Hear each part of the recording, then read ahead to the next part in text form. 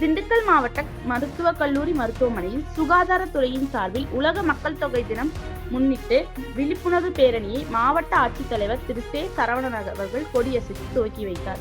இப்பேரணியில் அரசு செவிலியர் பயிற்சி பள்ளி மாணவிகள், GDN கல்லூரி செவிலியர் பயிற்சி மாணவ மாணவியர்கள் உட்பட பலர் கலந்து கொண்டனர்.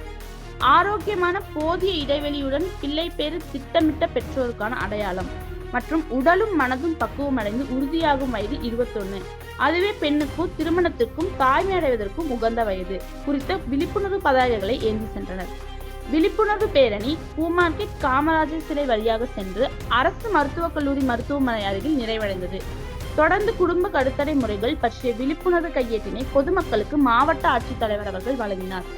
இந்நிகழ்ச்சியில் மருத்துவம் மற்றும் குடும்ப நலத்துறை துணை இயக்குனர் டாக்டர் கௌசல்யா, திண்டுக்கல் அரசு மருத்துவக் கல்லூரி மருத்துவமனை முதல்வர் டாக்டர் சுகந்தி ராஜகுமாரி, நலப்பணிகள் இணை இயக்குனர் டாக்டர் உதயகுமார் உட்பட பலர் கலந்து கொண்டனர்.